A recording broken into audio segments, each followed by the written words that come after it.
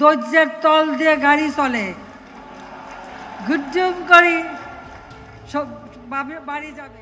বাংলাদেশের সৌন্দর্য আর বাংলাদেশের আয়ের দিক বাড়াতে সাবেক প্রধানমন্ত্রী হাসিনা সরকার কর্ণফুলী টানেল তৈরির উদ্যোগ নিলেও তা বর্তমানে বাংলাদেশের জন্য সাদা হাতি পালন করার মতো বিষয় হয়ে দাঁড়িয়েছে। গন্তব্য শুরুর দিকে বাংলাদেশের প্রথম এবং দক্ষিণ এশিয়ার নদীর নিচে নির্মিত কর্ণফুলী টানেল, যার নির্মাণ খরচ 10,689 কোটি টাকা, যা দিনে বর্তমান লোকসান করছে 26 লক্ষ টাকা। কিন্তু কেন? এই টানেল কি শুধুই একটি সৌন্দর্যময় টানেল, নাকি বাংলাদেশের অর্থনীতির একটি বোঝা? তা নিয়ে রহস্যার আজকের বিশ্লেষণ। কর্ণফুলী টানেল বাংলাদেশের প্রথম এবং দক্ষিণ এশিয়ার একমাত্র নদীর নিচের টানেল, যা প্রযুক্তির এক অনন্য উদাহরণ। টানেলের ভিতরে প্রবেশ করলে মনে হয় যেন আপনি এক আলোর মেলায় রয়েছেন। রাতের বেলায় টানেলের আলোকিত দৃশ্য এবং কর্ণফুলী নদীর টলমল সংমিশ্রণ, যা প্রকৃতির সাথে মনোমিলনের স্থাপত্যের এক অপূর্ব দর্শনীয় স্থান তৈরি করেছে।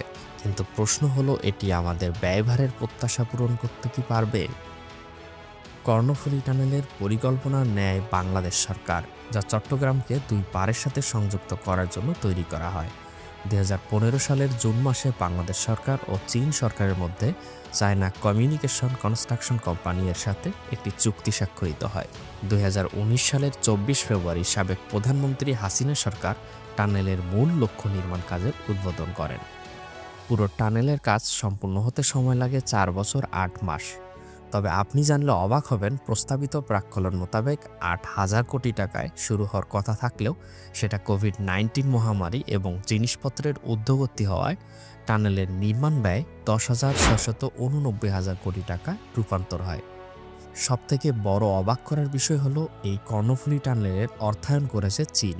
চীনের এক্সিম ব্যাংক 5,913 কোটি টাকা লোন দিয়েছে, যা বাংলাদেশ সরকারকে 2% সুদে পরিশোধ করতে হবে। 20 বছর মেয়াদী এই ঋণের টাকা 2025 সাল থেকে কিস্তিতে পরিশোধিত শুরু হবে, যা গ্রেস পিরিয়ড শেষ হওয়ার পর ঋণের কিস্তি পরিশোধ করা শুরু হয়েছে। তবে প্রশ্ন হলো, টানেল কি আদৌ সেই পরিমাণ রাজস্ব আয় করতে পারবে ব্যয়ের তুলনায়? আপনার মনে হতে পারে, কর্ণফুলী নদীর উপর তো শাহ আমানত, কালুরঘাট সেতু, পতেঙ্গা, কর্ণফুলী নতুন সেতু, ব্রিজ রয়েছে, তাহলে নতুন করে টানেলের কি দরকার ছিল? কারণ হলো, কর্ণফুলী নদীর দুই পাড়েই রয়েছে বড় শিল্প এলাকা, আর ব্রিজ দিয়ে ভারী যানবাহন চলাচলে অনেক সমস্যা। এই টানেল মূলত চট্টগ্রাম বন্দর এবং আনোয়ারাকে যুক্ত করার জন্য তৈরি করা হয়েছিল। কিন্তু বর্তমানে অন্যান্য উপায় থাকায় কর্ণফুলী টানেলের আনুমানিক আয়ের দিকে কিছুটা হতাশ হয়ে পড়েছে। তবে ঢাকা থেকে বরিশাল রুটে যেমন পদ্মা সেতুর বিকল্প নেই, ঠিক এমনভাবে থাকলে হয়তো আজকের সৌন্দর্যময় কর্ণফুলী টানেল সাদা হাতিতে রূপান্তর হয়ে উঠত না। কর্ণফুলী টানেল নির্মাণে টানেল বোরিং মেশিন টিবিএম ব্যবহার করা হয়েছে, যা নদীর তলদেশে খনন করে টানেলের গঠন তৈরি করেছে। এটি চীনের সর্বাধুনিক টিবিএম প্রযুক্তি, যা চীনের Tianhe mechanical equipment manufacturing corporation limited দ্বারা তৈরি। টিবিএম ব্যবহারের ফলে মাটি সরানো ও টানেলের গঠন ও দ্রুত নিরাপদ করা সম্ভব হয়েছে।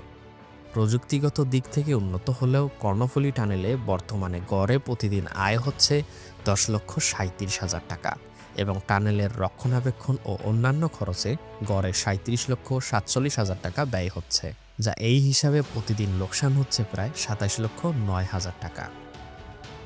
কর্ণফুলী টানেলটি চালুর পূর্বে ধারণা করা হয়েছিল প্রতিদিন গড়ে 18,000 যানবাহন চলাচল করবে এবং এর মাধ্যমে আয় হবে উল্লেখযোগ্য পরিমাণ।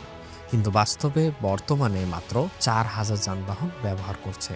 টানেলের টোল ফি নির্ধারণ করা হয়েছে যানবাহনের ধরন অনুযায়ী। ছোট গাড়ির জন্য টোল ফি 200 টাকা এবং বড় গাড়ির জন্য 1,000 টাকা পর্যন্ত হতে পারে। প্রাকৃত আয় ও ব্যয়ের তুলনায় বাস্তবে আয় কম এবং ব্যয় বেশি হওয়ায় টানেলটি বর্তমানে লোকসানি প্রকল্পে পরিণত হয়েছে। কর্ণফুলী টানেল শুধু একটি যোগাযোগ মাধ্যম নয়, এটি বাংলাদেশের অর্থনীতিতে বড় ভূমিকা পালন করবে। চট্টগ্রাম বন্দর এবং শিল্পাঞ্চলের সাথে সংযোগ স্থাপন করে বাংলাদেশের অর্থনীতিকে গতিশীল করবে। এছাড়াও এটি পর্যটন শিল্পকে নতুন দিগন্তে নিয়ে যাবে, বিশেষ করে পূর্ব প্রান্তের পর্যটন স্থানগুলো আরও সহজলভ্য করে তুলবে। তবে বর্তমান টানেল ঊর্ধ্বতন কর্তৃপক্ষ এ বিষয়ে সুন্দর পরিকল্পনা করলে হয়তো ভবিষ্যতে এই টানেল বাংলাদেশের অর্থনীতিতে বড় ভূমিকা রাখবে। কিন্তু সবথেকে বড় চিন্তার বিষয়, কর্ণফুলী টানেলের জন্য নেওয়া ঋণ পরিশোধের দায়িত্ব মূল বাংলাদেশ সরকার বহন করবে। চীনের এক্সিম ব্যাংকের কাছে নেওয়া 6,913 কোটি টাকা ঋণ সরকারকে 20 বছরে পরিশোধ করতে হবে। এই ঋণ পরিশোধের অর্থ সরকারি তহবিল, ট্যাক্স, টোল ও অন্যান্য রাজস্ব আয় থেকে আসবে।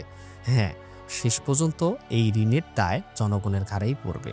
যদি টানেল থেকে যথেষ্ট আয় না হয়, তাহলে সরকারকে জনগণের ট্যাক্সের টাকা দিয়ে এই ঋণ পরিশোধ করতে হবে। এখন প্রশ্ন হলো, কর্ণফুলী টানেল কি বাংলাদেশের জন্য বড় পাওয়া নাকি একটি বিশাল বোঝা, যা সময় এর উত্তর দিবে।